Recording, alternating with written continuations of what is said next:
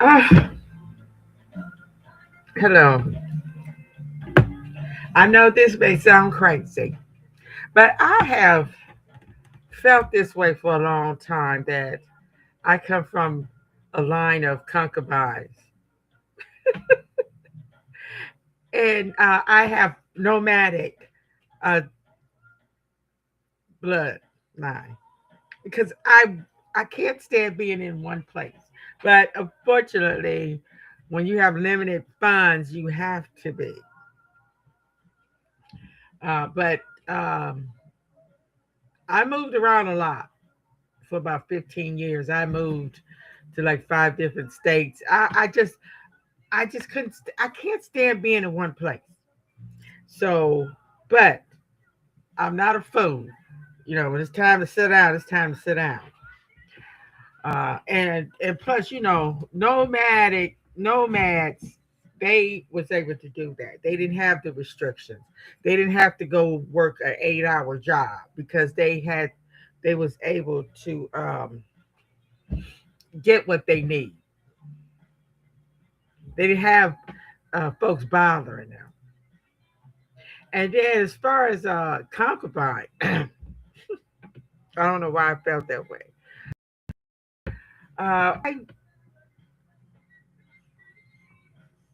I thought about it.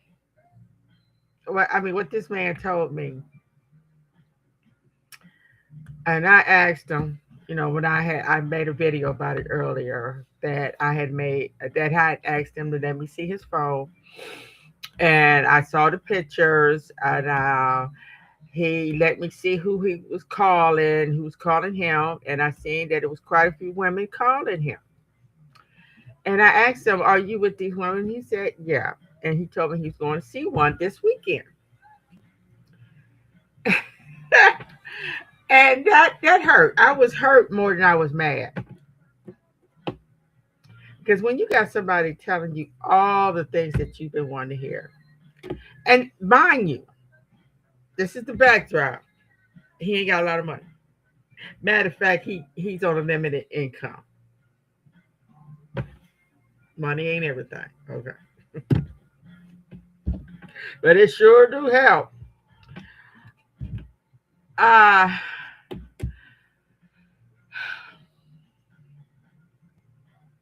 in this day and age, and at my age, I can only get what I can get. But I came home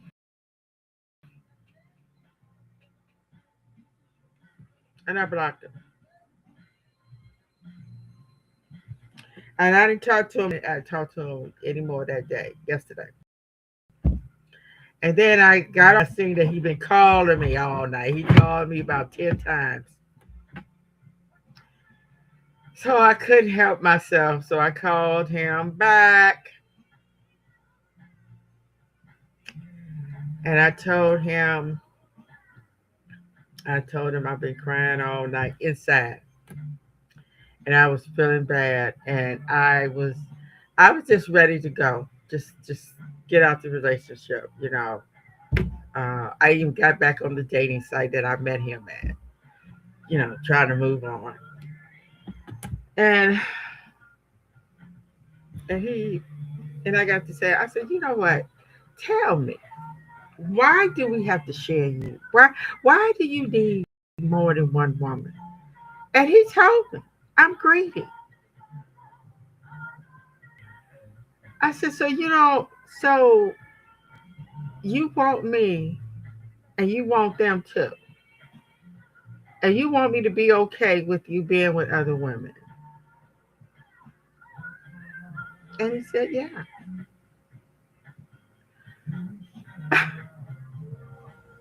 And I'm like, well, you don't you don't care, you know, that you're not worried about uh diseases or nothing like that. No, I mean that's why I go get checked. I'm like, oh, so we just gotta sit back and wait on you to call us one day and say go get checked. No, that ain't never gonna happen. I'm like, so because you know these women, they may not, you may not be the only one they with. And then he says, um I I said, well, can I believe everything you said? So you just want to cosplay, like tell me all these wonderful things that don't mean nothing. Yes, it means something. You are special. I really okay. So you telling them they're special too?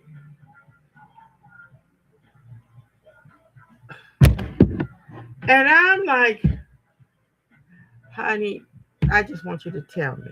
Tell me everything. Don't hold nothing back. And then he had the nerve to tell me, well, don't ask no questions. I'm gonna ask questions. And I want you to be honest with me. And I want you to tell me what I want to know. Because asking questions give you the opportunity to make sound decisions. And like I told him, it stops the chaos of surprises. Don't nobody want surprises like that. And if it wasn't for him calling me another woman's name while we in bed, it made me realize what I was up against. Now, mind you, he drinks. So he's going to say stuff and forget he said it. And he's going to say stuff that he didn't mean to say. Now, why do I want to be with somebody who got, I don't know how many other women? Mind you, he's in his 60s. So I know he's not doing too much. From what I saw on the phone, I saw two different women. I know the one, but I don't know who the other one was. It could have been his relative or something. I don't know. But like I said, I seen one. Uh, why did this? He said she left her gown and house coat when she washed, but why? And you didn't come back and get it? You come on. So I think he got some woman thinking, and then he hung it up and put it in his closet. So he got some woman that comes over there and already have a gown there. And all I kept thinking about is him laying with this woman. But somehow he's convinced me that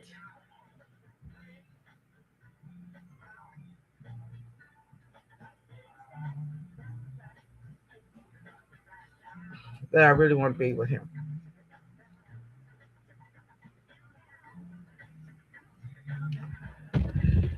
And um,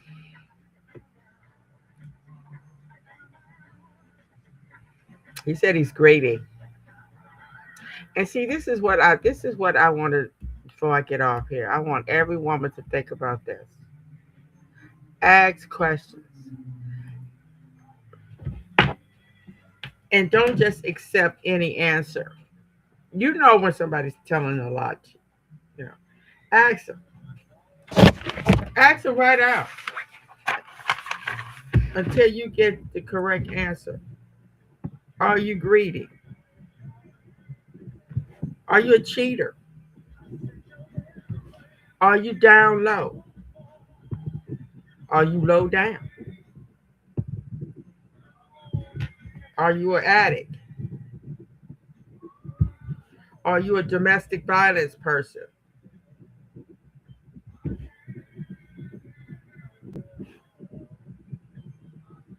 Hey, I want to see your. I know back in the day, before we had all this technology, you used to have to go to the courthouse and get your record. I just thought about that. Now they can fingerprint you, or yeah, now they fingerprint you and they send it off. Get his record or look it up. Either one. You go down there and ask for a print out of your record. They probably gonna look at you like you crazy. No, both of you go down there and get your police record. If you don't have one, it's gonna come out blank. Okay. Um, but see, the only thing is, it's only for the the state you live in. But that's okay. Um, because you can still look it up online. And if you want to get serious, both go down to the health department.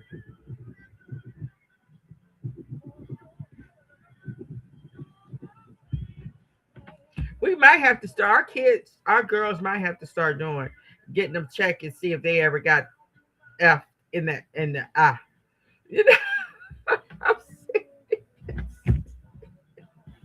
you know how those men used to go have to get their women checked when they married them to see if they were still a virgin. I think we might have to start doing. But you ask these questions because I want to know. Tell me now. Because if I find out later, it's going to be too late. Because you're going to be judged and executed. Judgment executed, not executed, but judgment executed. Because uh, we ain't going for that. My time is precious. Your time is precious, and life is precious. You know, something got to give. We didn't heard about too many of our black beautiful women being murdered by some low down,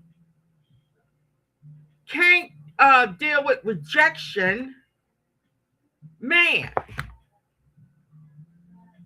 He had no business having 5, 6 years. I don't care if it's 5, 6 hours, 5 or 6 years with you, and you finally decide to leave this man, and he can't take it, and then want to go to your job and kill you, or kill you and your kids, and all this stupid stuff. No, we didn't had enough of that. We getting ready to get, we getting on a whole nother level now. Now, our life is too precious because you know what? I'm gonna tell you something. Women, especially black women, need to be up on a pedestal from the day she is conceived to the day she is believed. Why I mean 6 feet under. I know this because what a woman goes through.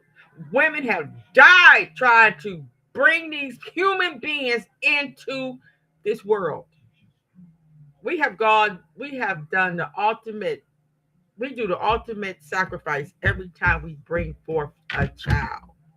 And then we have lost our lives in battle. We have uh we have done it all. And then we're gonna sit up there and keep letting these people do us like that? No. It's over, it's done, it's the end of that. Okay.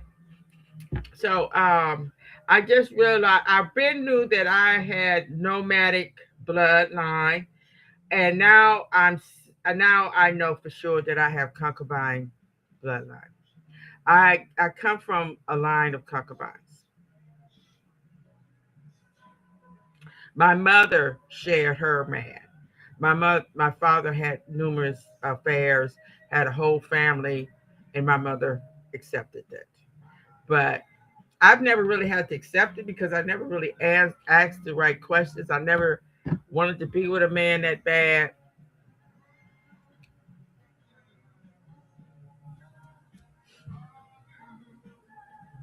So I'm gonna see how long this goes. So he's supposed to be going to see this woman that he saw before. And I told him, stop lying to me. I want you to tell me when you have a woman at your house and when you're going to see this woman. Tell me, because I don't want to find out later. This is crazy. All right, you guys, thank you for listening. You all have a wonderful, wonderful day.